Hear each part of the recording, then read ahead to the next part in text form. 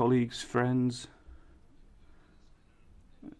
We still have about 20 minutes for this panel because at 11 Pat Cox will be coming along for his presentation, and we'll then also be hearing from Mr. Fossum.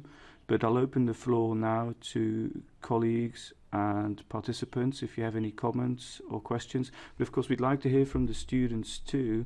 We want to involve you too, so please ask for the floor if you want to speak. But Thomas Mann first.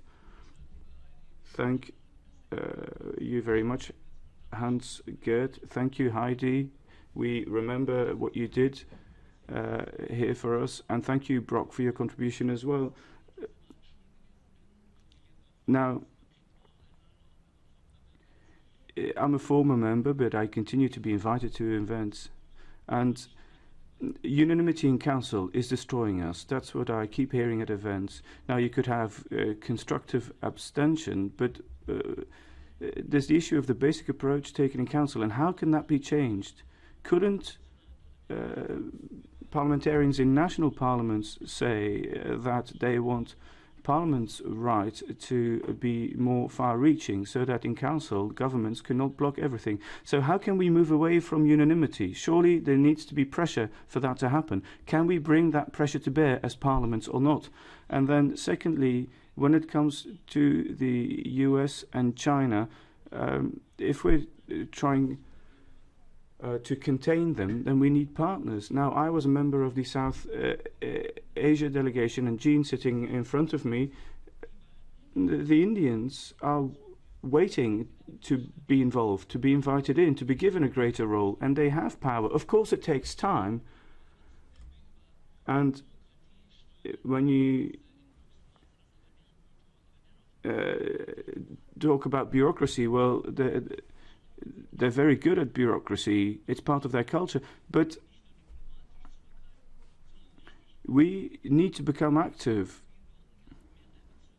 And if you talk to the Indians, then you see that they want to be involved. And where is our offer? Those are my two questions. Where's the EU's offer? Als nächster il prossimo Guido Podesta. Guido Podesta is next. Grazie. Ringrazio gli intervenuti per. Thank you for the floor, and thank you to the speakers, in particular Elmar Brok, and what you said, because you set out in broad brushstrokes what the future of the EU and its institutions could be. And Elmar, you said the West no longer exists. It certainly no longer exists in the way we've known it for the past 70 years.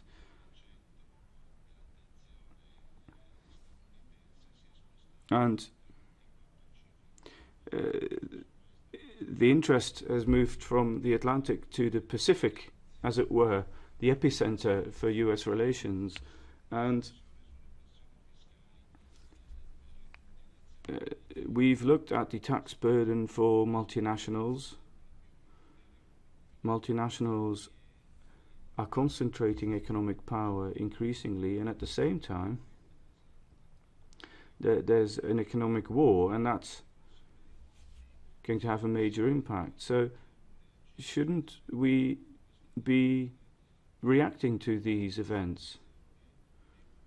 And shouldn't we be turning to the Eurasian community and to a group of countries that were part of the Soviet Union but which are now being pulled towards Russia? And I think we need to have a dialogue on that. Macron, but also the German government to a large extent,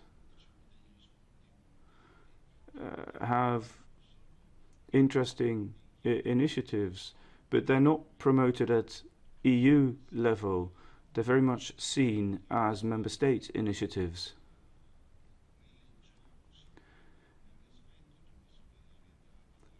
And of course there can be Atlantic solidarity. We've had that for many decades, but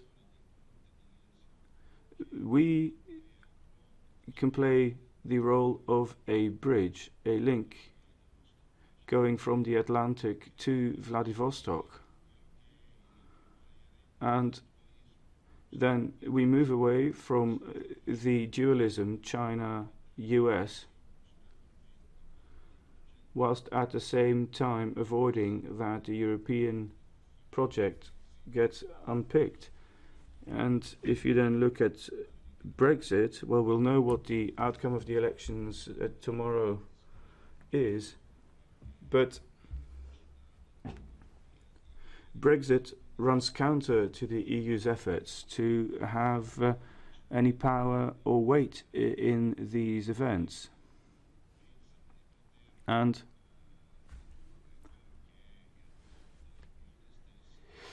there are people who want to reduce the EU's role, and that will be very damaging, because what you lose, you will very painstakingly have to try and win back. And I think that's what Elmar was also referring to.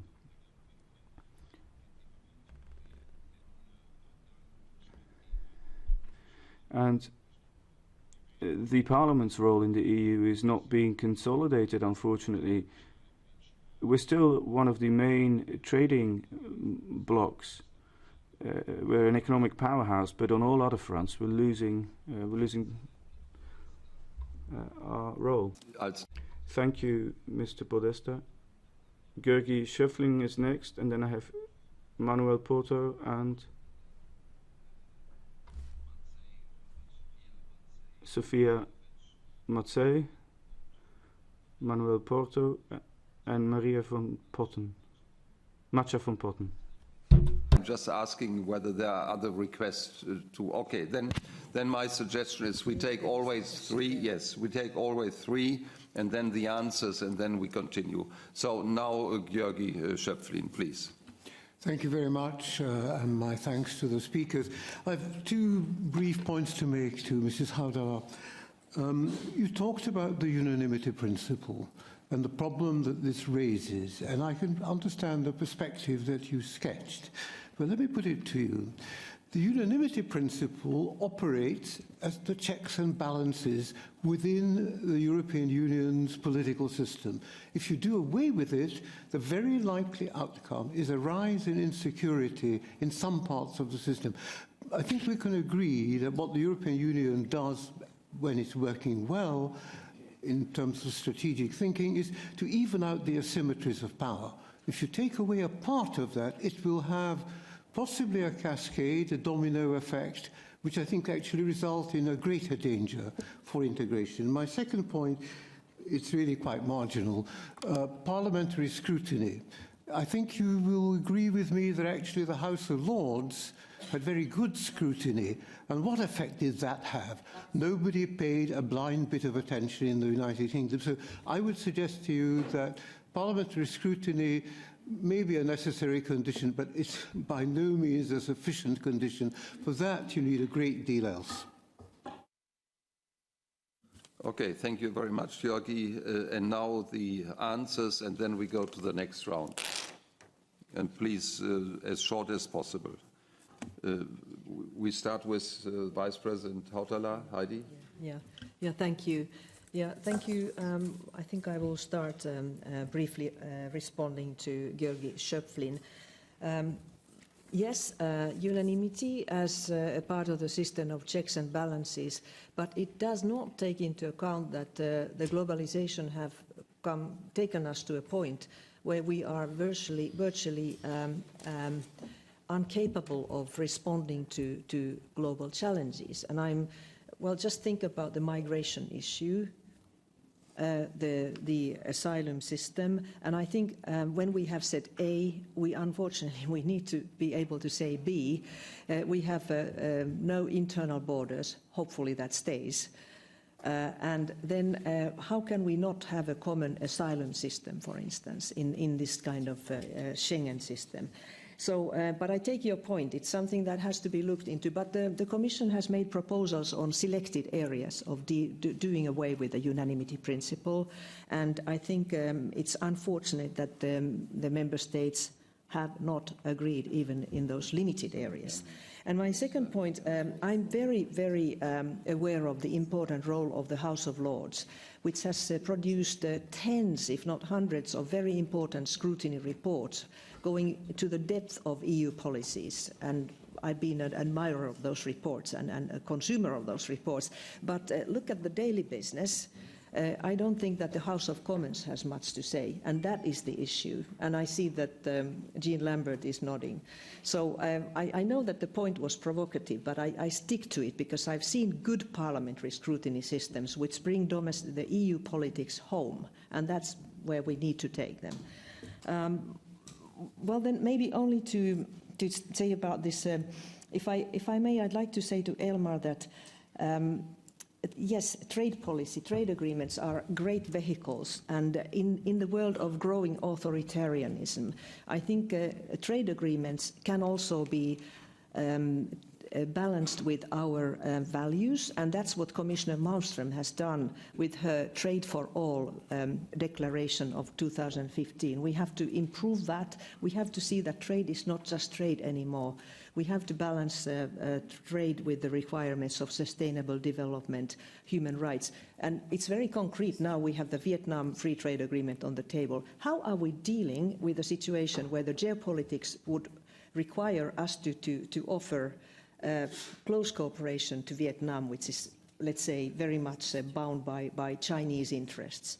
And at the same time, it's a communist one-party system which is repressing heavily the rights of individuals, and any kind of even labor standards are very sort of low quality compared with international standards. So it's not an easy situation, but I think I agree with Elmar Brok that we have to look at these agreements in the broader frame without compromising our values. But politics is never easy, really. Thank you so much, Heidi Hautala, and now Elmar, and then we have 2, 4, 6 other requests, and I have to close the list. And those who want to take the floor can do it later when Pat Cox and Professor Fossum have spoken. And Pat, you can come if you want here, then everybody can see your nice face. So please join us. So now Elmar, bitte. Ja, herzlichen Dank, was Heidi zum Schluss gesagt hat. Thank you very much. What Heidi said at the end there is right. You always have to weigh things up. Now, one-party systems, if we were only to have trade agreements with countries that have a Westminster democracy in place, we won't be having many trade agreements. And it's not in keeping with reality. We'd be going it alone. Then, ILO, rights, environmental issues. I think we're making a lot of progress by putting that into our legislation, and that gives us a lever. But whether the political situation in other countries reflects our advanced state will never be the case. Should we then not go for an agreement on that basis? Well, it's all down to geopolitics. It's always about reaching compromise. It's always about weighing up competing interests. But from a strategic point of view, we need to understand that our trade policy is our biggest weapon. Certainly, militarily, we're not as advanced. So that's something that we need to bear in mind. And what Thomas was saying about India is true. The Indians are ready to enter into a trade agreement. It's always difficult with the Indians because their courts always rule in favor of their national interests and that copyright is not an issue. Our Chancellor, on her trip to New Delhi, stressed that it was important to make progress on an agreement, and I agree with you, Thomas, that certainly is important. Then Mr. Podesta, and what you said about the West, it's true, there is no longer a common strategy here on important issues. If you look at the Turkish incursion into Syria, and the fact that they consulted the US over it, but not the EU, well, you know, on the one hand, NATO is obsolete. The next day, it's a wonderful thing. There's not even an attempt at having a common strategy. You know, if we don't toe the line and do what the US set out as policy, there's penalties or sanctions. And I've always been against Nord Stream 2. But if you then look at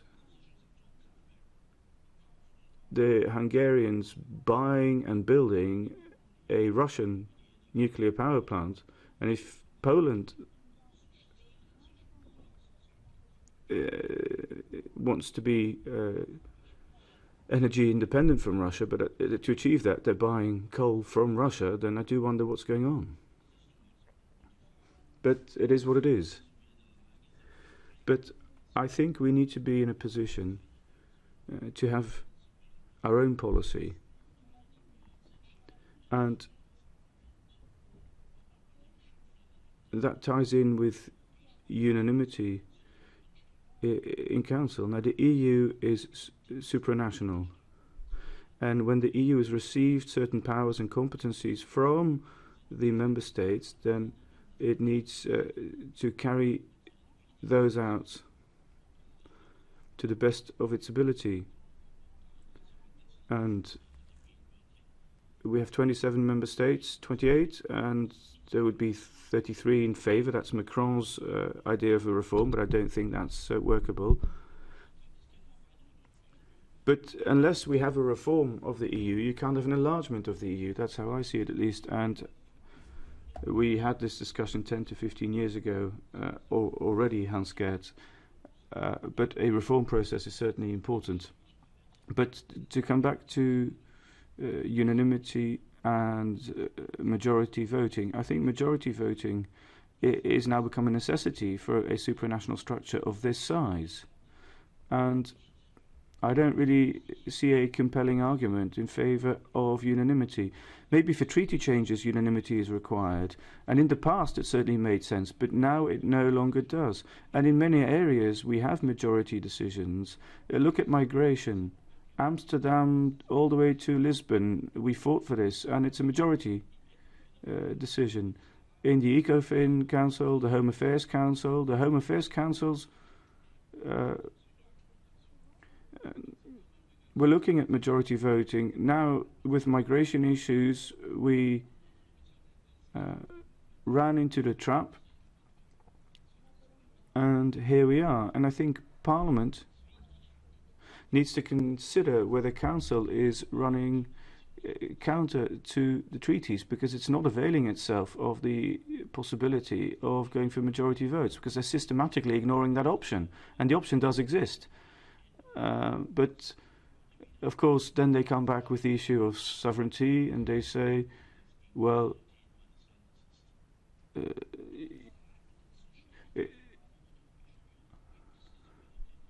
but surely when powers have been handed over to the EU, sovereignty can no longer come into play. Migration, climate change, terrorism, what do you do with your sovereignty there? You either fight all of that together or you don't fight it. Pat Cox. Thank you very much, Elmar. Now, I've just been told that we don't have, well, we have quite a bit of time, so we don't actually have to start at 11 on the dot. Mr. Cox has plenty of time, and Mr. Fossum does as well, so I would suggest that we continue with our discussions and start the panel discussion at 11:15 with Mr. Cox and Mr. Fossum. Now, I still have 6 speakers on the list. Please be brief. Please do not make long statements, because we only have 15-20 minutes for the Q&A. So if you speak, if you just give brief statements, then we can have time for the answers. So I'll go for Fia Madse. Mr. President, and thank you for all of your presentation. Today we are living actually in digital era, and I have some impression that also political decision going like digital very fast. very fast, and the changes are faster than ever in our life, probably most of us. Elmar Brok, I have the opportunity to listening to you many times, so I know that you are probably the most experienced when we are talking about foreign politics, global politics. And that's why I'm allowed to myself to giving this question on the table. What do you feel? Because you could feel, you have such of many knowledge. What do you feel about the future peace in Europe and globally? Thank you. Thank you, Sofia. Manuel Porto. Thank you very much. I shall be brief as well. Congratulations. It is one question and one comment. The question is more, I think, to Mrs. Heidi Hautala about the unanimity or not unanimity. You spoke exactly about taxation. Is it possible to remain for years and decades without so majority vote when you have open borders, no technical barriers and so on? There is competition in taxation. So is it possible to remain for decades with so different tax systems in Europe? This is the question. My comment is to Elmar. I could not be more in agreement with you about Mercosur. And just to stress the following. We know, all of us, I was last week in a seminar about the people from the organization. There is no progress in the World Trade Organization. There are 164 countries with different situations, so and so on, so the door around us there. What can be the future for us and for the world will be cooperation between big groups, like the European Union and so on and so on. About India, so I told you, my wife is from India, so I could not be more in favor of India, but I agree with you, it is difficult. About China, I have there one daughter and 4 grandchildren living in China, so I am in favor of having good cooperation. But of course, in the case with Mercosur, it is a space with 760 million people. It is an agreement which for the first time has political cooperation, public procurement, property rights and so on and so on. So it is not just to reduce tariffs from 35 to 10 and so on and so on. It is in many other fields. So the agreement signed on the 8th of June this year, I think it is something in this of the world. And very specific is the case that I'm so very close to China and India, but it is a case of a group of countries, 4 countries, with a more similar culture with us, Brazil, Argentina, Uruguay, and Paraguay. See, this is an opportunity for the world, so to have a big space with all this cooperation, and can be the way forward in the world to have world free trade, and more than that, so preservation of property rights, human rights, and so on and so on. So okay. It is not admissible, just to give an indication. I know everybody, some countries are against. Why? Because of some agricultural products. But I mean, we have a surplus, so we cannot be so relayed because there are small interests in one sector when there is so much interest in the whole of the thing. So I could not be more in agreement with you, Elmar. Okay. Thank you so much, Manuel. I understand that Elmar has to leave us 10 minutes past 11, so he will get the floor 5 minutes past 11. So I ask all speakers to be quite short. Matja van Putten, please. Thank you, Mr. President. It's, first of all, very good to see my former colleagues, Heidi Hautala. It's very nice to meet you again, and Mr. Brok and all the others, of course. My question is the following. After I left the Parliament in 1999, so that's about 20 years ago, I was for 20 years... Yeah, I was there for 10 years. I was for 20 years from Europe in the multilateral development banks, in the MDBs. First on the European seat of the World Bank Inspection Panel. It's a panel of 3 members dealing with the complaints coming from outside the world about the bank. But let me not go into details. My only surprise there was, and then you understand why I'm mentioning it, my surprise when I arrived there in 1999, it was that there was not really at that time a cooperation between the executive directors from Europe. It started a bit, it's maybe a bit better today. After that, I went to the African Development Bank, Asian Development Bank, the review, and finally, no, not finally, I went to the European Investment Bank. Then the surprise came, something that as a parliamentarian was not maybe I was not doing my work well in the 10 years, but it is 5.5 times bigger budget than the World Bank. But if you look at the media, if you look at the NGOs, all their focus is on Washington. Europe is the biggest multilateral financial institution of the world, doing the most. And we don't discuss this, we are not aware of it, we are not proud enough of it. Okay, and then I went to the Asian Infrastructure Investment Bank, I've just in Beijing based. And there we see that if you look at the finances in the institution, all the EU countries are already a member. Number 3 financer is Germany. Number 2 is, I think, is India, and number 1, of course, is China. It is more or less, let's say, the answer of Asia to the powers of the World Bank and the arrogance of the World Bank. We have now the Asian Infrastructure Investment Bank. Yeah, but my question, so it brings me to the question today, is what I'm surprised about, and I'd like to hear also from Elmar and Heidi, how come that in Europe we are still almost focusing only on the World Bank, while there's in the same time so much happening here and in Asia, and the cooperation is there. All the EU countries are in. Why don't we hear this? Why is the Parliament not discussing this? It's an issue. Thank you so much, Matja. And now Miroslav Kantor, please.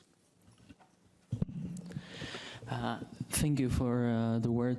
I very much disagree with the logic that we first need an internal reform in order for the enlargement to happen and further enlargement, because I think that these two things go hand in hand.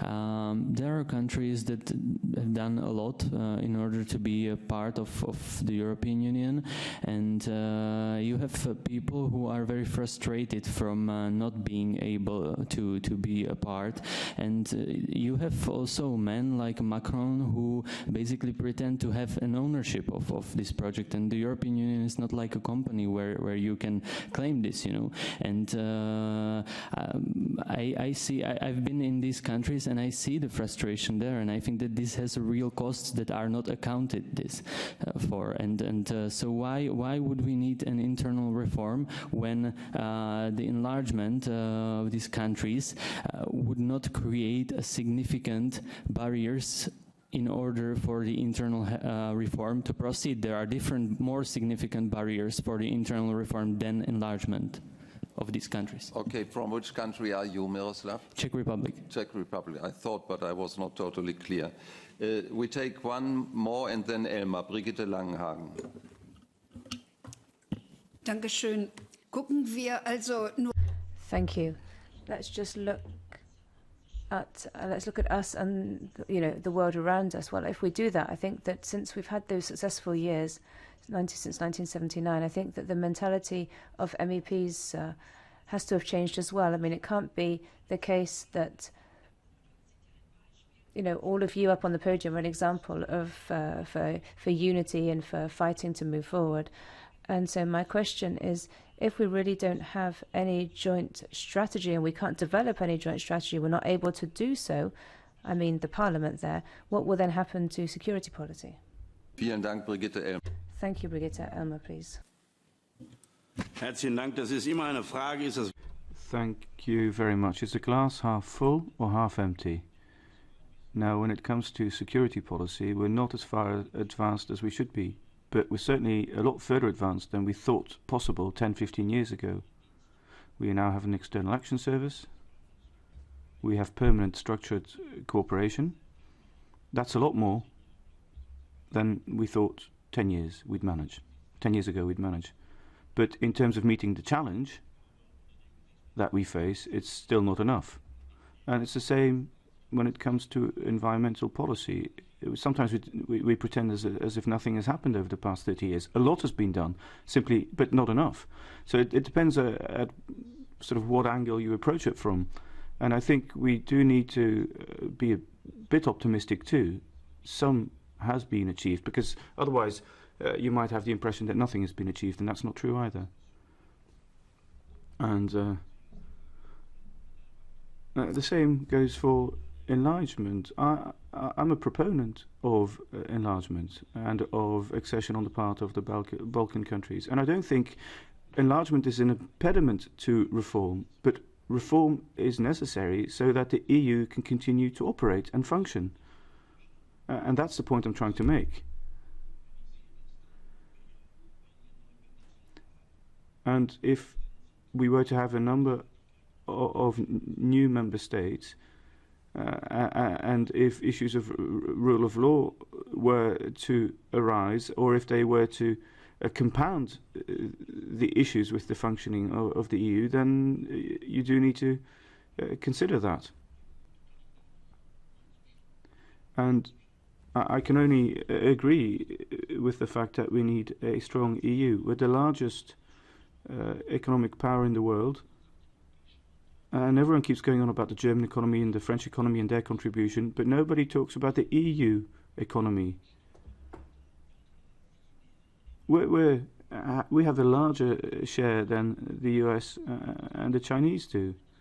And this is part of the G3 discussion that I tried to talk about earlier. If you look at the European Investment Bank, then their investments are as big as the World Bank and the IMF put together, but nobody knows it. 70% of all development aid comes from the EU and from its member states. 70% of humanitarian aid and aid for natural disasters comes from the EU. 15 billion from the EU, 3 billion from member states in terms of guarantees, loans and grants. 18 billion euro. The US gave 1 billion worth of guarantees so that they can buy weapons. And we allow ourselves to be told that the EU is not doing anything, and that's not true. And there's a cost to enlargement as well, a cost to the EU under structural funds and so on. But there's been success stories too. Poland's GDP is 5 times higher than it was 20 years ago. But there are association agreements, there is trade agreements with Ukraine. We're the only ones to have a trade agreement with the Ukraine, the others don't. That costs us a lot of money. But that needs to be set off against other issues and criticism. We have this 2% NATO rule. Why do they keep telling us about the 2% NATO rule? So that we can go and buy armoured vehicles. We do a lot more in other areas. But we need to be aware of our own position. And we should not allow us to be depicted as dwarves and as a bloc that is not pulling its weight. We certainly do pull our weight. And, you know, if you were to give me an extra hour speaking time, I probably still won't have said everything I wanted to say. But let's remember, we have created the EU so that we would never again have dictatorship and war, and that has been achieved. There is no war between our countries. Of course we face global challenges, and there are issues with democracy and the rule of law and media freedom within the EU.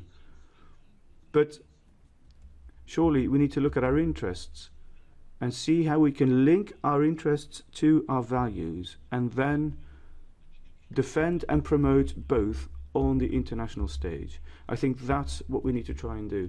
And I tried to give a couple of examples of that in my opening address. And that's where I will leave it for now. Thank you. Thank you very much, Elmar.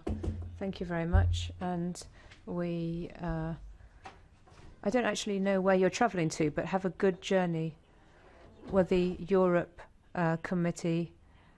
And, well, okay, fine. Well, you're very lucky then. And I wish you a wonderful trip to Berlin, and tell the Germans that they should remain the good Europeans that they are. Thank you very much for coming, and see you again soon, I hope. We have 2 more people asking for the floor, and then Heidi Hautala will answer, and then we'll move on to the next panel session. For François Grostet and Jean-Pierre Audy. Can we ask you to take the floor in the next meeting, because Heidi has to leave us. Okay, then Heidi. François and Jean-Pierre are ready to wait for the next. Dommage, oui, je sais, mais on peut pas solver ce problème. Thank you very much for your understanding. I'll pick up 3 of the questions briefly. I think Manuel Porto is quite right that we cannot continue in an internal market with very scattered national tax systems. But I think we have to focus on the ones where we do need cross-border and sort of transnational taxation. And I think the Commission is doing its utmost to try to convince the member states to do that. There's an ongoing discussion in the Council on an important instrument to fight tax evasion, and it's called country-by-country reporting of taxes. And there is a battle about the legal basis. Is this taxation, unanimity, or is it qualified majority, ordinary legislative procedure? And they just cannot decide. But the outcome is that we cannot have that instrument because it's a trap. It's in a trap between two council formations, ECOFIN and competitiveness. So that's a very sad story. It was, by the way, an initiative of the European Parliament to bring this to the front. And this leads me to say that I think we have to take full profit of Ursula von der Leyen's promise to take seriously the parliamentary initiatives that come from this House. And I have a few ideas what we can do. So without formal right of initiatives, I think if the Commission's President is now more open to the Parliament's initiative, I think something could be achieved. But of course, it's not the final solution. Then Marty van Putten, I think, referred to the best-kept secret of the European Union. Indeed, the EIB. But now I think that the EIB seems to be in the forefront on the discussion on how to direct investments into sustainable basis. And I would say that the Commission's action plan on sustainable finance, which now is very much, let's say, being the operational side of the EIB, I think it's a game changer, because if we want to achieve sustainability, it's really the investors and the investee companies that must take this forward. And there's a great chance now that the Commission would come up with a legislative proposal on a obligation of due diligence for enterprises. Because I think we have to look into the supply chains. We have, because we as European consumers, we have as lawmakers, we are a part of this sort of, we are actually importing deforestation and child labor. And I don't think any European should be doing that. So we need legislation. And the best companies are calling for that legislation. This is a change in the past years. Miroslav Kantor asked about the sort of frustration in the countries that, as I understand, you want to join the EU. But I would say that the more I deal with neighbouring countries, the more I feel that we have to be much more tough, and we need to have much more cooperation on the area of judicial reforms. And I think Pat is a great expert of this, because he's guiding the Ukrainian Verkhovna Rada. So if we don't manage to bring about a sort of basic elements and institutions of rule of law, I think we will end up in trouble, which we can see. We can see it within the European Union. So thank you very much for having me, and I wish you all the best. And it's great to see so many old colleagues. And thank you so much, Heidi. So Françoise, si tu veux, tu as la possibilité. Françoise, if you want to speak, you have an opportunity now. Jean-Pierre Orti, do you want to speak as well? And then Edith Herzog, and then Mrs. Monica Baldi. Okay. And all the others as well. But okay. No, afterwards. Okay, so Françoise. Merci beaucoup, Président. Thank you very much, Chairman. And thank you to the two speakers, Pat Cox, who has shown that he has a lot of enthusiasm for the relations with Ukraine, and of course it's a very difficult job he's doing. And thank you also to Professor Fossum. Your analysis of Brexit was certainly very interesting. And I'll come back to Brexit first and then say what I wanted to say earlier. But in closing, you said that everyone was very surprised to see how united the EU was following Brexit. And it's true. We in Parliament noticed that unity in Council too. But I was just thinking, if you look at Council's attitude, then unfortunately the Europe only makes progress when it's facing a major challenge, when it's in difficulty. That's certainly true for Brexit, And of course, the backdrop to all of this is also the election of Trump as president. And what we notice is that they stand united and close ranks in the Council because of a prevailing geopolitical context. They have their backs against the wall, and that willingness to be united is because of that. And it's there now, but I'm sure it will evaporate very quickly as well, and that's the danger. If Council only makes progress only when they're faced with real difficulty, with a major crisis, then I would be fairly pessimistic, really, about the future of the EU.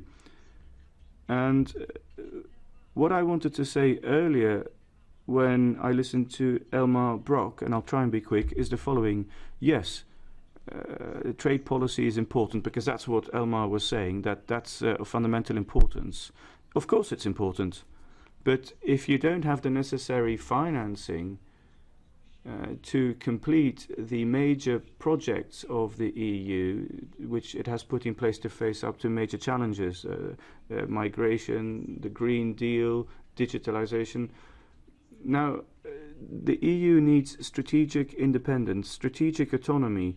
It needs to achieve that, but all of that needs resources, financing, and you can't talk about trade policy unless you have an industrial policy and support for that industry, and you don't have trade policy unless you have protection, unless you have a defense approach in place, and you fight against cyber attacks, and you have cyber security in place.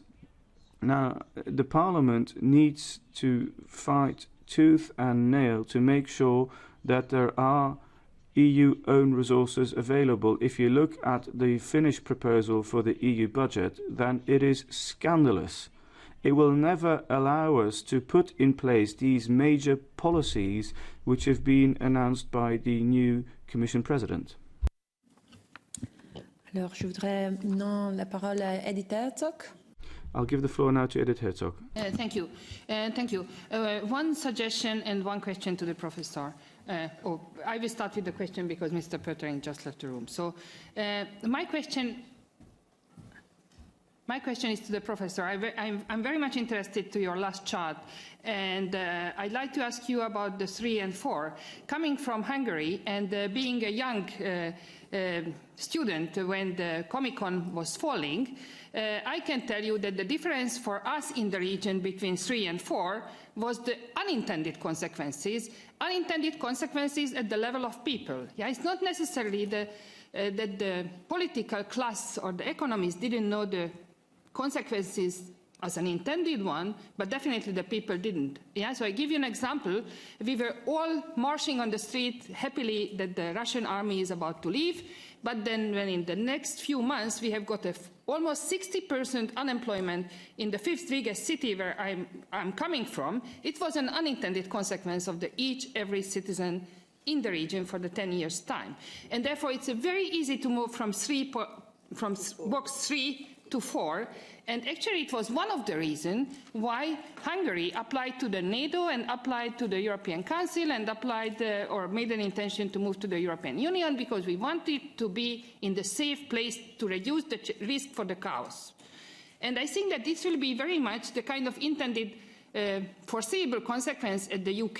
They will look for another political order to avoid the chaos which might come due to the unintended consequences. The same for EU, but maybe in a different sense. So my question is about this one. And my suggestion for the FME would be the following. I am really inspired by the last 2 days. I think we had a very interesting conferences with very different interesting topics. And I think that it's raised an issue for the FME, that how we can help our colleagues, how we can help the Council, how we can help the European Commission with this future of conference. So maybe the FME has to take a bit more active part. I know that we are not an association normally making positions, but I think that here we might wish to make a position, because with most of us, we agreed about the anonymity. Most of us agreed the scope of the anonymity. Most of us agreed on many items. So maybe between now and the next FME, we have to ask the FME leadership to look into this case, that how we can make a position paper which is not distracting but being a part of the constructive discussion, and how we can also ask our leaders to actively look for the opportunities to speak on behalf of FME, not only as a former president of the parliament, so not on our normal role, but on behalf of the FME. I think that it would be the high importance for the future of Europe, and we all have some responsibility here, because Europe is a part of it's a result of our work as well. So I think that it would be necessary to don't jump into it, but to look in between now and the next FME, that how we can play a bit more active role in the future of Europe conference as an FME. Thank you. Okay, thanks, Edith. There are board members of the association in the room, so they listen to you. And then the next question from Monica Baldi. Grazie. Intanto... Thank you. Let me start off by congratulating the speakers on what they have said. And of course, over the past 2 days, we've been immersed in these very important issues. I have a couple of questions for President Cox. I think the follow-up to reports that are produced is very interesting. We have observers who produce reports, but of course we produce our own study visit reports. And I think the main issue there is training. You made the point that it's very difficult to obtain follow-up, and that therefore decisions that are taken a certain way, and there's not always follow-up to reports. And I think as former members, some work could be done there. Just to come back to training then, training on parliamentary democracy, solidarity, and training that doesn't just look at democracy from an electoral observer's point of view, but the fact that that observer mission continues even after elections have been completed. And I think we need to look at how we can develop this type of training.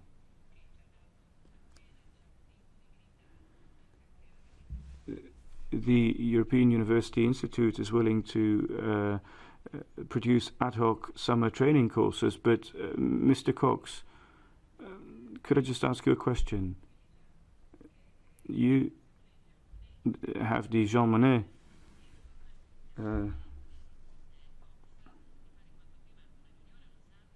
Foundation. Now, could we have a meeting in Lausanne soon, so that we can get to know the foundation and meet with it? And of course, communication is very important as well. But if we deal with all of this in sort of secret rooms and keep this information to ourselves, we won't be reaching the people. So basically, you quite rightly, President Cox, said that what we've managed to achieve, we've obtained new members for Parliament. Through training, we had new members coming in. Of course, training needs to look at democracy, rights, women's rights. We're far from achieving parity there. And training is not just part of an institutional process, of course, and we also need to look at institutional balances there, but we also need to look at issues such as security, development, migration, health, issues that our heads of state and government are talking about. So training is a bit more complex. It's not just to be looked at from an institutional angle, but from a broader vantage point. But Mr. Cox, do you think that cooperation with the former members could be stepped up? Do you think that's possible? And also, do you think that a link can be established to institutions that deal with matters that we are now talking about? Often we work in isolation. One institution does this, another institution does that. Large institutions, universities, of course, need privileged relationships too. And you have that privileged relationship to the Jean Monnet Foundation, but do you think that could be fostered further?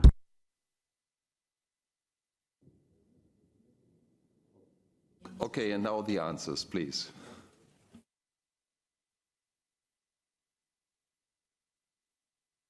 Thank you. First to the questions by François Rostet, I'm sorry. I agree with you, and I have for a while been quite interested also in the European Council and the Council system in the EU itself.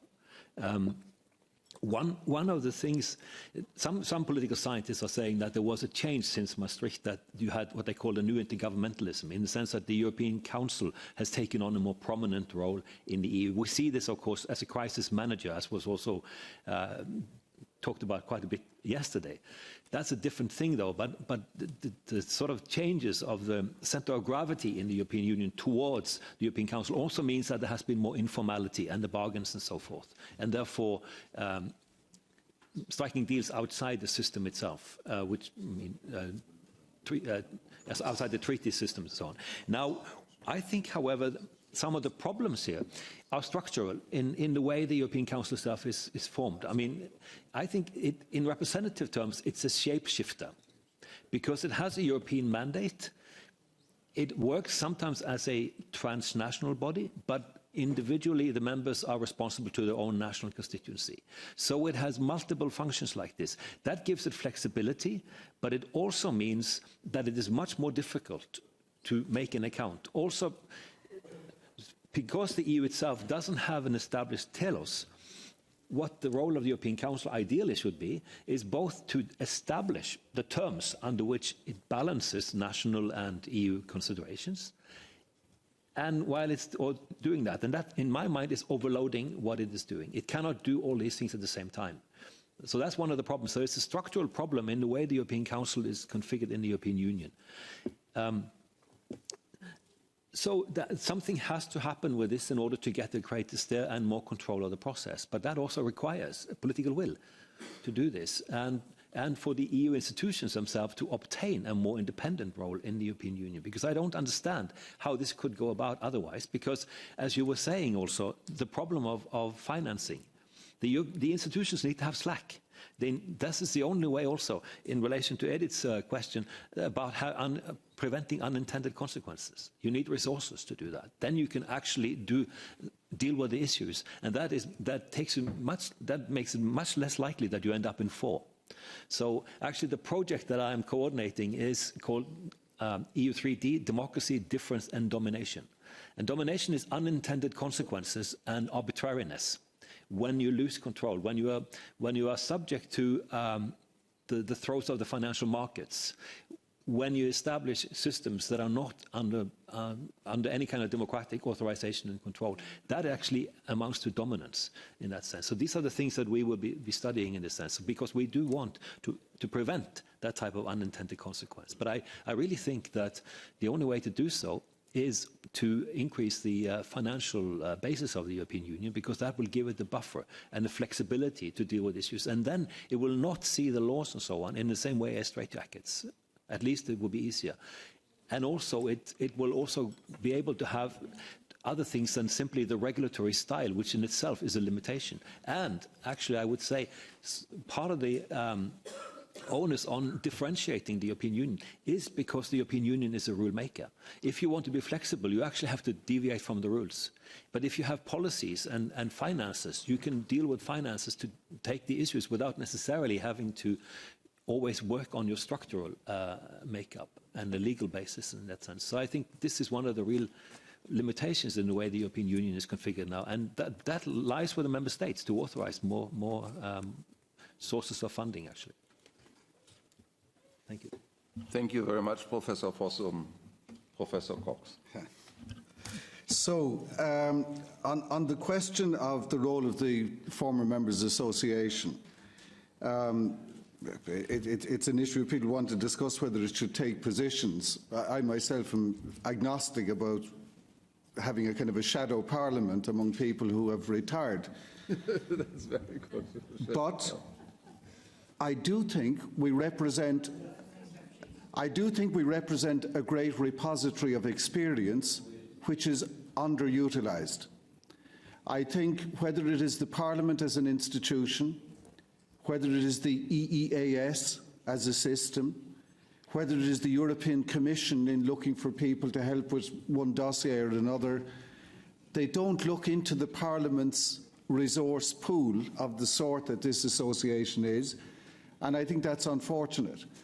I made a visit maybe a decade ago to China, where I was fascinated to be accompanied through the entire visit, chaperoned to different things, by a retired Chinese ambassador who was a full-time employee of what I would call a Chinese shadow diplomacy. And the week after me, I knew that the same man, because he was Francophone, was going to chaperone Jacques Chirac after he had been president in France. And so the Chinese have this way of collecting information informally, chatting in the car between meetings. We're not at the races to do with this stuff.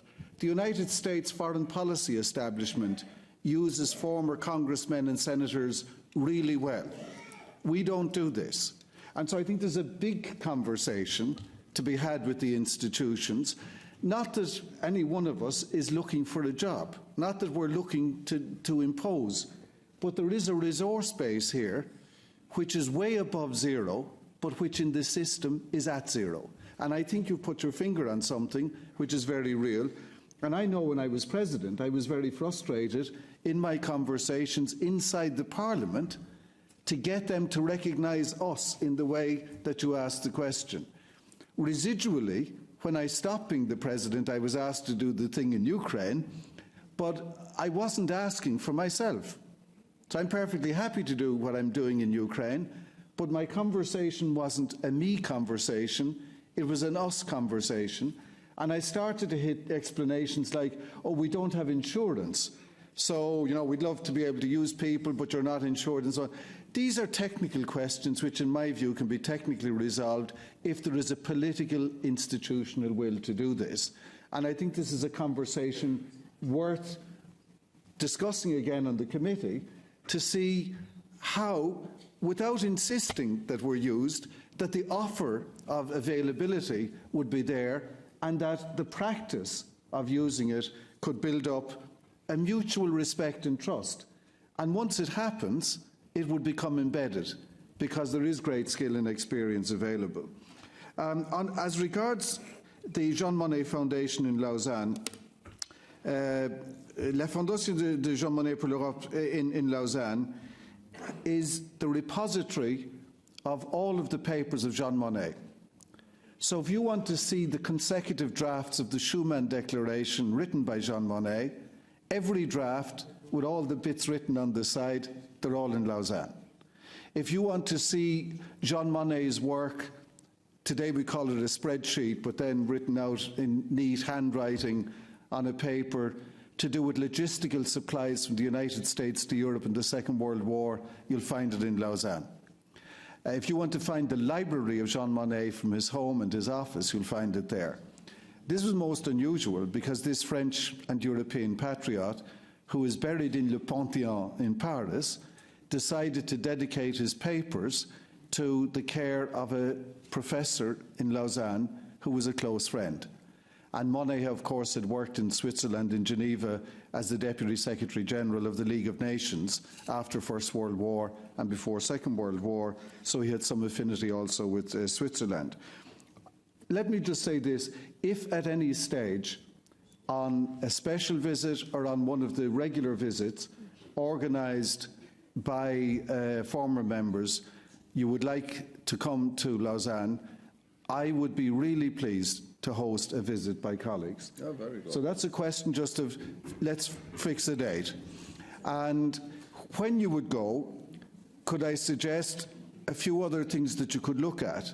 I myself don't have the connections, but we could make that connection. The International Olympic Committee is headquartered in Lausanne. They have a wonderful museum, but there's a lot of issues around sports and politics and money and so on. So there could be a multiplicity of things to do in that one interesting city.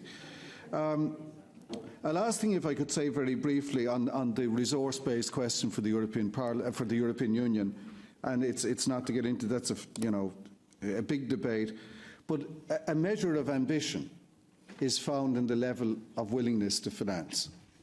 We are having an argument about whether we're going to have 1.07% of GNI or 1.3%. These are serious amounts of money at one level. If we look at the United States, and I know I'm not comparing like with like, but just to give a measure, this richest economy in the world, through its federal government, spends about 20% of the GDP of the richest economy in the world annually. Now, we're not a mature federation, and I'm not comparing like with like, but between 1% and 20% is a great distance. And it speaks to the level of ambition that is collectivized through the ability to act. We are a regulatory superpower, but in most other respects, our muscles are deficient in their development, and the budgetary one is one. One thing I would say for people with an interest in this worth looking at is to go back to one of the many great contributions made by British colleagues to European thinking, to a report of the 1970s written by Sir Robert MacDougall, where he conceptualised what he called pre-federal financing for the European Union, which is not 20%, but which is much bigger than 1%.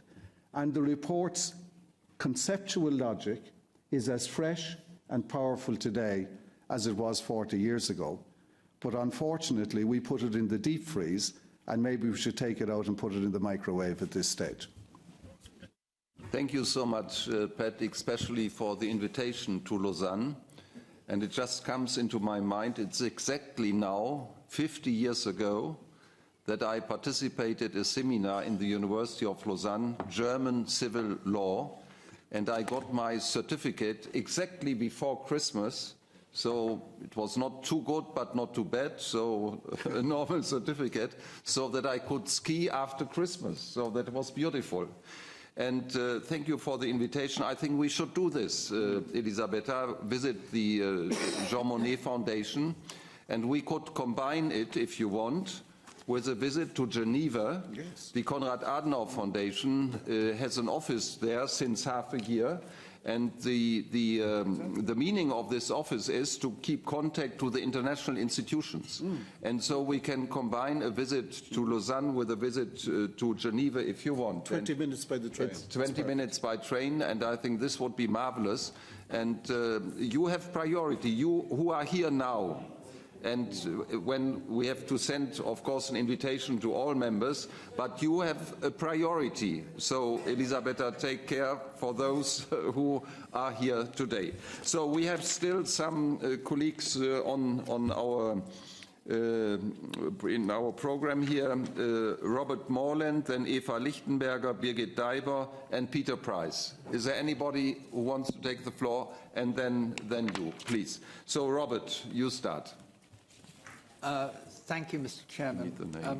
Actually, I was a researcher for the McDougall report, which rather dates me now, I think. I have the difficult position of almost feeling I should be answering you rather than putting points to you. And there are a lot to make, but I'm conscious of time. And I would only suggest to you that part of the problem of the difficulty of seeing ahead for the UK is quite simply the point, never have a referendum, particularly never have a referendum if you are a strong parliamentary democracy and your history is about Parliament. Because you will know that part of the problem of the last 3 years is that about 70% of members of Parliament voted themselves to stay in the European Union. And that is, and indeed, we wouldn't have even got to that stage. What really struck the light towards a referendum was actually the referendums in France and Denmark in 1992, which suddenly gave the anti-Europeans a spur that the referendum was the way to go. Because if you remember, they were both lost by their governments. The other point I should make, Mr. Chairman, to you is at this stage, we are, remember, on Brexit, I think I'm quoting Winston Churchill in about 1942, we are at the end of the beginning. We are not at the beginning of the end, and it's really the next stage that is important. And perhaps the lesson from the leader, I have to say, of the party that I did in the end vote for, because I voted postally, who will be, I think, Prime Minister, and from experience so far, he will grab anything, any deal, that makes him say, I've got a deal. I mean, I hope Pat would agree with me when I say, actually, the Theresa May deal, all the analysts have said is a better deal in terms of the economy. And indeed, the deal that Boris has still has a distinctive position for Northern Ireland. So he will accept anything. And I think both in here and for me, the battle starts on Friday in terms of what I think is the important steps, which is a free trade area on tariffs and non-tariff barriers. Indeed, the latter is going to be the difficult area. And the whole area that has been missed, really, so far in serious discussion, where I think undeniably my country would be extremely important, which is foreign policy, defence and security. I mean, neither Britain can do this without the European Union. The European Union, frankly, can't do it without Britain being on the same side. So I suggest to you that that actually is what should be the way ahead for the United Kingdom. I make no excuse for my country. I've voted for Remain. I shall be going on fighting until the end.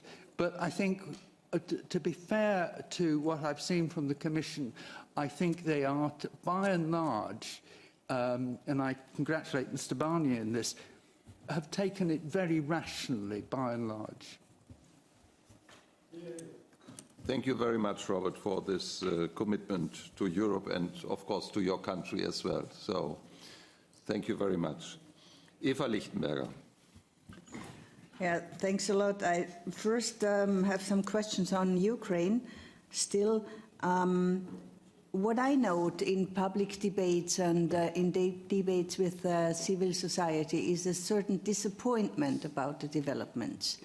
And in my opinion, this is also due to a lot of fake news that are reaching via social media channels, European debates. Is there any strategy how to deal with that? Because we hardly hear positive news about Ukraine. We mainly hear about that things didn't change at all, that new oligarchs, old oligarchs, and so on and so on.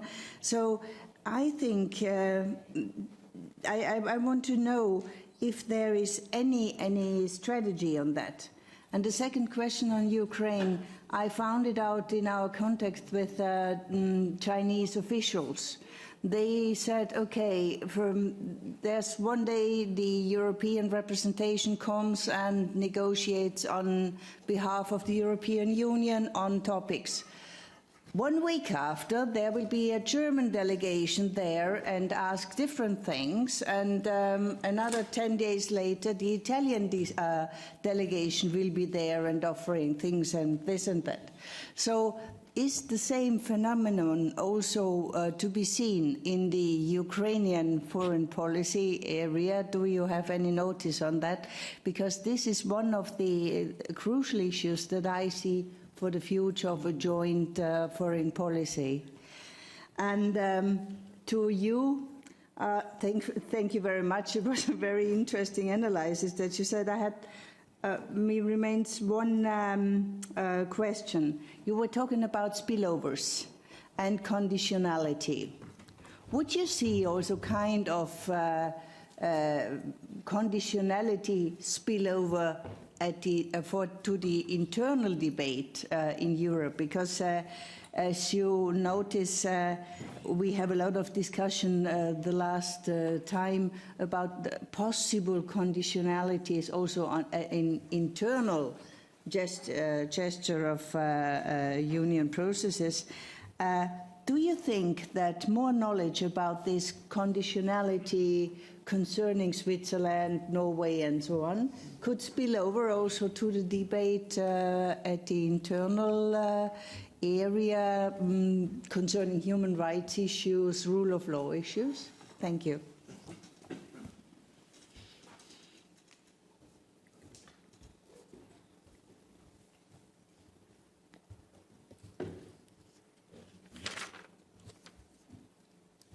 And the next speaker, Birgit Teiber. Okay, thank you. Vielen Dank für diese.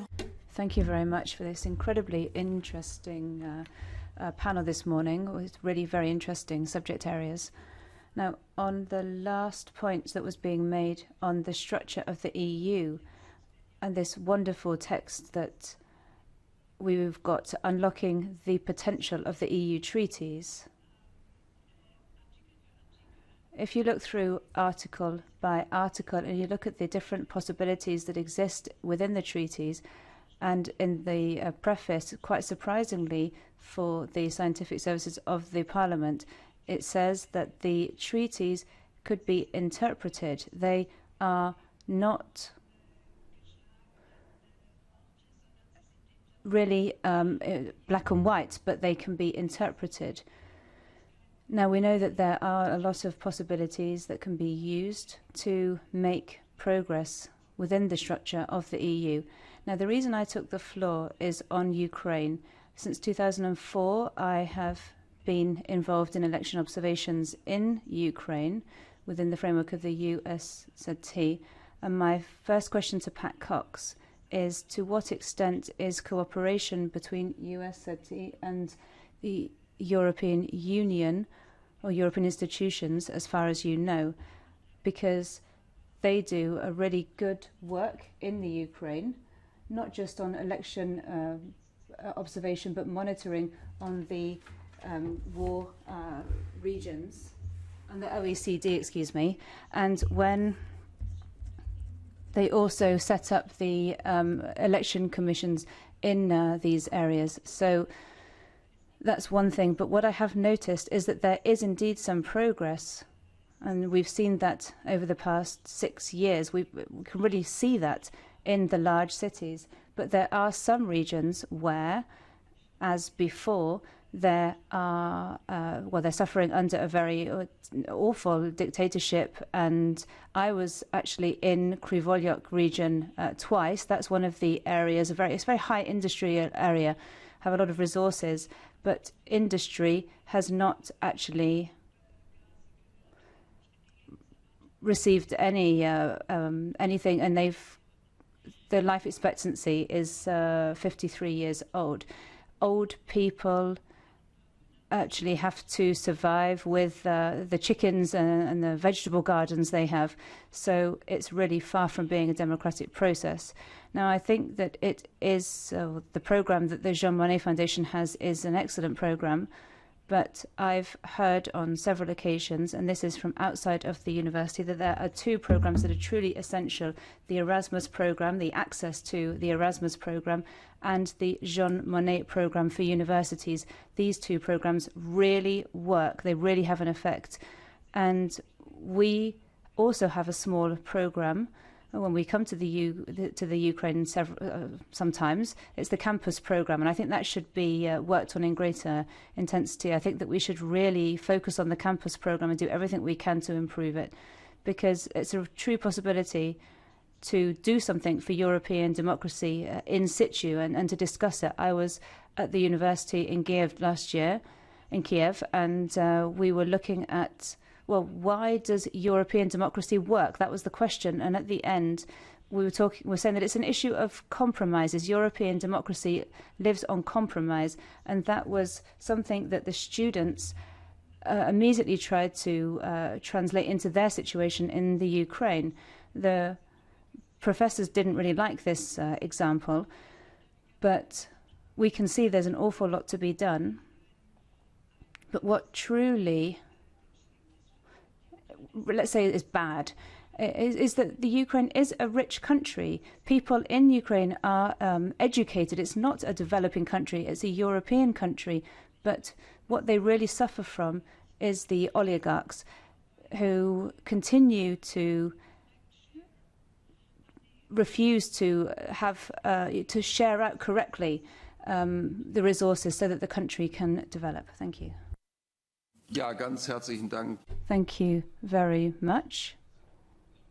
And it's nice to hear you mentioning Erasmus, because as the chair of the group, we really fought, as well as other chairs, we really fought for Erasmus, and we were looking at the financial perspective 2007-2013 for the governments to, well, they wanted to reduce what was being spent by 3 billion euros, and we really focused on that and tried to fight against it. So Erasmus really is one of the most wonderful things that the European Union has ever done. And last not least, Jean Lambert, please. Thank you. And I wanted to make 1 or 2 points, one related to the follow-up on election observation and the like, and just to say, of course, that has now developed and that the report back is now supposed to be worked on by the delegations in the External Action Service, sort of within the countries. In fact, I'm due to go back to Sierra Leone late next year to do the 2-year follow-up on where we're going. But it's true that there is an absolute appetite, I think, from many countries for that additional help. You know, people newly elected into a different sort of parliament, how do they act? And what the response, I think, that we're able to give is way below what people want. So anything that we can do through the Former Members Association on that, I think, you know, will be really important to help that and to answer that need, and indeed to answer some of the expectations of the European Union. You know, because we talk a good talk, but we don't always follow it up, even in our own institutions. That I also wanted to pick up a little bit on what was being said, of course, about the UK. I mean, I don't want to share my pain too much, but one of the things I think that also has come out from that, and it relates, I think, maybe to some of the conversations we've been having about relationships with the national parliaments, is that in some national parliaments, I gather from colleagues, certainly in the UK, there's a lack of understanding about what the European Union is and what it does. Yeah. It's that lot. Yeah. So therefore the issue about how scrutiny develops is important, but also how we work within our own political parties to make them aware about the work that's done within the European Parliament, because I think a lot of national parliaments also see the European Parliament as competitors. And that this is part of the problem too, about where competency lies, where responsibility lies, where budgeting issues come. And one of the lessons I think learnt from the referendum in the UK, and there are many lessons to be learned, was the issue about who actually makes the case for the European Union. That it's very clear in the European Parliament. Outside it, there are political parties who feel that their one role in life is to attack the European Union, to criticise, to say what they like, etc. That's their job. They don't want to be involved in anything constructive in the Parliament, don't want to do reports, don't want to do anything else. So where are the political forces who have the responsibility to actually make the case with the same sort of passion? Because I think a lot of the time we get involved with the work of the Parliament, that's our job, but then you're not actually doing that advocacy. And that, you know, for those of us now in the Former Members Association looking for more of a role, I think that advocacy role is something that maybe we should look at taking on. You know, that we don't have to do the reports and the amendments and all the rest of it, which we may or may not regret. But that advocacy role is really important. Who takes on those forces who really see it as their job in life is destruction? Okay. And I mean destruction. It's not just constructive criticism. Thank you so much, Jean Lambert, for your contribution. So we are at the end of our list. I propose that now Professor Fossum begins, and you have the second last word. Thank you. To Robert first, the question of referendum. Well, we've had 2 EU referendums in Norway too, so we have experience. One interesting difference between the UK and Norway was that we had the referenda after the negotiations were concluded. At least there was a result to look at. So that in itself would at least direct the debate more clearly onto a tangible result. However, I think the referendum is a fickle instrument because you never get a debate on those issues, or at least very difficult to get debate on those issues that you put on the referendum. Like the Danish Euro debate, for instance, it was an identity debate. It wasn't about the Euro because people didn't have the competence necessary to discuss that in detail, and neither should they be expected to. So one thing is, of course, what issues you use the referendum to. So I'm ambivalent about this. I understand the reluctance because I think the core of democracy is a representative democracy. However, there are very strong forces now demanding this and also looking at representative as a kind of elitism. So an elected elitism, basically. So one has to also be aware of that type of criticism.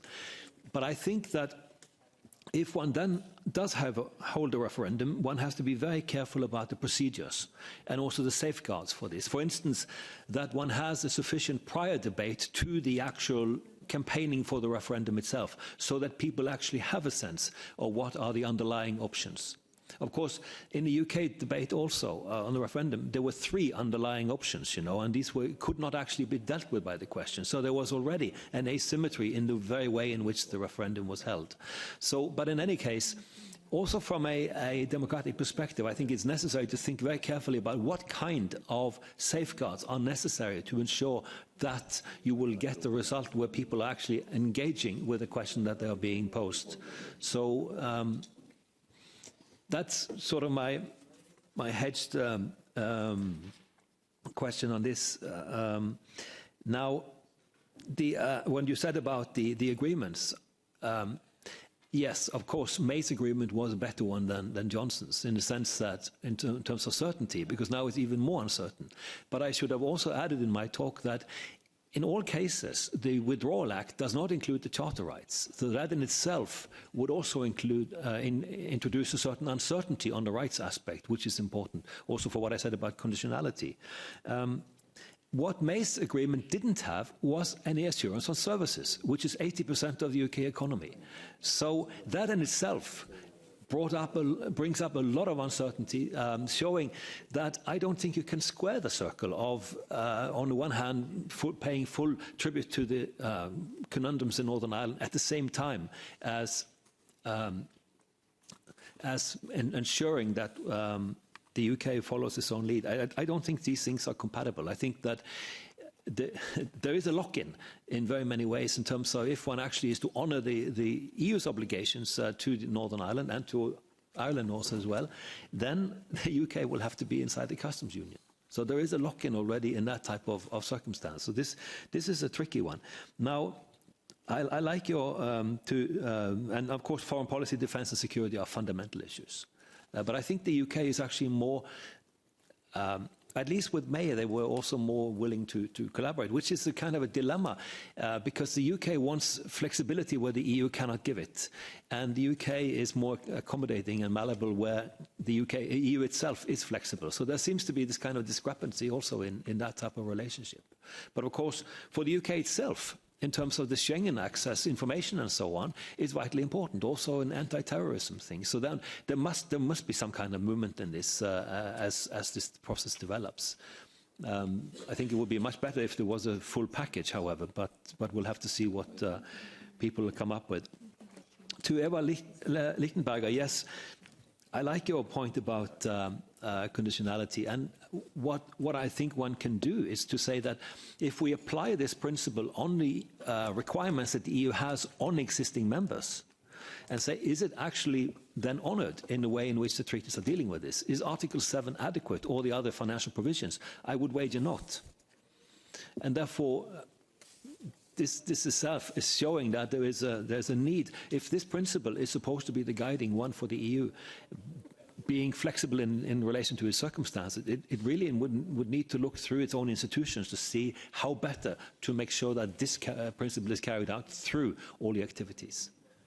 I also would like to have a quick comment to Birgit Teiber on the treaties, because Dieter Grimm has written quite extensively on this, and he is complaining about over-constitutionalization in the European Union. And I think this was an issue that was also in the convention, because there was an idea of having the general provisions in the Constitution, and then the specific provisions in TFEU. Now, the fact that this was a seamless web seems to me that the tail wagging the dog in some ways, so that the specific provisions have the same dignity as the more general constitutional provisions. Now, this could make, I mean, what I'm saying is that when you have such detailed provisions, that is a case of managing trust, basically. It is to lock in, because there's distrust saying that people will shirk, therefore you need to have very detailed regulations. However, one could also argue that there is a relationship between democratic credentials and legal embedding. So one could say that the better the democratic credentials in terms of having the institutions in place and having resources, then one can slacken on the legal credentials. But I think that's the kind of balance. And I think the EU now is out of whack on that one. But that also means that member states are able to hold it ransom too much in that sense through these specific provisions. Or there is a question of asserting and therefore also undermining trust in the EU's regulations themselves. So I think this is something that also comes down to the role of the European Parliament, and this being the most senior body here to drive this point home in the subsequent process and say, look, we are actually, let's try to redeem the democratic expectations and therefore also give us more leverage in order to hammer out the policies that we want to hammer out. And then finally to Jean Lambert, we looked at the relationship between national parliaments and the European Parliament. We did quite a bit of work on this some years ago, and there was some enthusiasm for a while because we discovered that through the COSAC and so on, there was so much interaction that we talked about this as a multi-level parliamentary field. And then my good colleague Chris Lord was reminding me that, look, the basic relationship between a parliament and citizens is a vertical one, and it cannot be this type of horizontal. Because one thing, you can get systems and parliaments too much engaged with each other and actually losing sight of citizens, and you can have a lock-in in that sense. So I'm a bit more critical of the involvement of national parliaments. I think that there is a potential for information exchange and cooperation in a more informal way. I think that's actually very important. And parties also, as you said, will come in as a very important element. However, if this is locked into procedures, this becomes generates a system logic, and what it also can do is that national parliaments become co-opted through the yellow card procedure and so on. The Commission can say, look, we have consulted the national parliaments, they said it was okay. That's the case of co-optation. So actually to give the European Union a more independent role also means to give more space for national parliaments to deal with the governments in their national affairs, and therefore getting a clearer delineation, even if many issues are interlinked. But I think institutionally and accountability-wise, I think that is an important thing, because now it becomes a soup. It's very difficult to see who is responsible for who in that sense, and that is not generating that actually feeds, I think, the type of skepticism that we see, because people cannot actually say who is in charge of what, where does the buck stop in the end. Thank you. Okay, thank you very much, Professor Fossum. And last but not least, President Cox. Beth, please. Thank you very much, and thank everyone who intervened. The issue about referendums, representative democracy, we could spend a full seminar and a full lifetime on it. The place I know best and have the most experience of is the Republic of Ireland. We have a written constitution. And we've had, since the Constitution was fixed by referendum in 1937, replacing an earlier one, we've had, I'm not sure, maybe 40 referenda. 9 of them have been about EU issues. And as regards the Treaty of Lisbon and Nice, we thought they were so good we voted twice. So we had 9 referenda altogether. And I was a student in the first one, the time we joined, and wasn't actively engaged so much at that time, but have been involved in every other referendum campaign. Referenda are very difficult, precisely because there's a lot at stake, but people can vote to answer any number of questions which are not necessarily the question pot. That's the vote of the goal as well. And it is the huge risk. We had, for example, in one referendum, taxi men in Dublin who were upset about some lifting of restrictions on taxi licences. That's a perfectly legitimate political issue, but it's nothing to do with the EU. We had people in Ireland who were against abortion, said if you vote for the treaty, EU makes you bring in abortion law. It's nothing to do with the EU. We had people who are worried if you vote yes to something, are you obliged to join NATO in a country that's not militarily aligned? The answer is it makes no difference, yes or no, because it's not the NATO treaty.